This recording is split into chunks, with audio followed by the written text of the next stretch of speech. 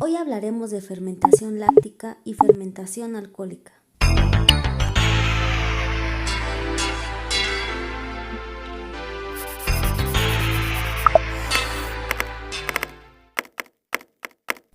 Para entender este tema es necesario regresar a la respiración celular, que se divide en dos fases, fase 1 glucólisis y fase 2 ciclo de Krebs, pero en esta ocasión nos vamos a enfocar en la glucólisis. Así es que adiós, ciclo de Krebs. Para conocer los aspectos más importantes de la glucólisis te invito a ver el siguiente video. Muy en resumen vamos a recordar que la glucólisis se lleva a cabo en el citoplasma en condiciones anaeróbicas e inicia con la sustancia de la glucosa y después de 10 reacciones enzimáticas vamos a obtener 2 piruvatos, 2 ATPs y 2 NADH.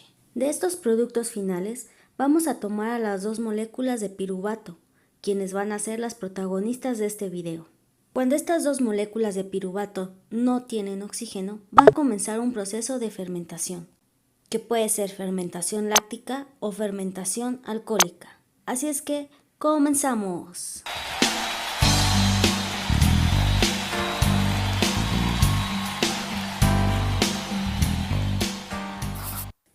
Vamos a empezar por hablar de la fermentación.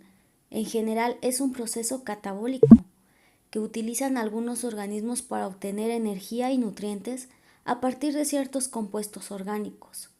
Una característica muy importante de la fermentación es que es una reacción anaeróbica, lo que quiere decir es que ocurre en ausencia de oxígeno. Todos estos procesos ocurren en el citoplasma celular y el objetivo principal es la síntesis del ATP, o en palabras más sencillas, la obtención de energía. Entonces tenemos a la molécula de glucosa que va a pasar por la glucólisis y uno de sus productos finales son 2 moléculas de piruvato. Estas 2 moléculas van a tomar 2 caminos diferentes, ya sea la fermentación láctica o la fermentación alcohólica. Hasta aquí creo que ya está muy claro todo este proceso. Así es que vamos a iniciar con la fermentación alcohólica. En el primer paso se libera un grupo de carboxilo del piruvato y este va a ser soltado en forma de dióxido de carbono, dejando así una molécula de 2 carbonos llamada acetaldehído. En el segundo paso, el NADH pasa sus electrones al acetaldehído, producido anteriormente, con lo cual se produce etanol y regresa el NAD positivo, que es necesario para mantener la glucólisis y en consecuencia el suministro de piruvato. Así es que aquí les presento la ecuación química neta de la producción de etanol a partir de glucosa. Las levaduras realizan la fermentación alcohólica, que se emplea en la producción de bebidas alcohólicas comunes, como la cerveza, el vino, así como la realización de panes. Es importante destacar que el alcohol es muy tóxico en grandes cantidades, tanto para las levaduras como para los humanos, en lo cual se ha establecido niveles de tolerancia que van del 5 al 21% aproximadamente. Fermentación láctica.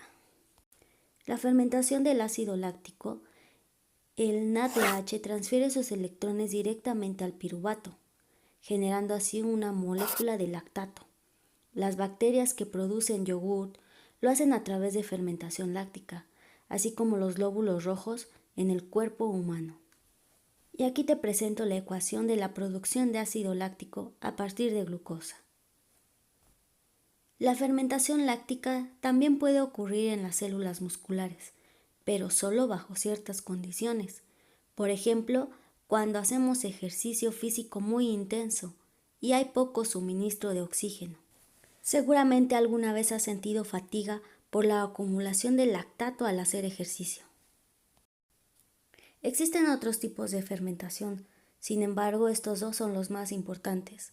También quiero hablarte que hay microorganismos implicados en las fermentaciones de alimentos, como las bacterias, las levaduras, los mohos, entre otros. Espero te sea de ayuda este pequeño video.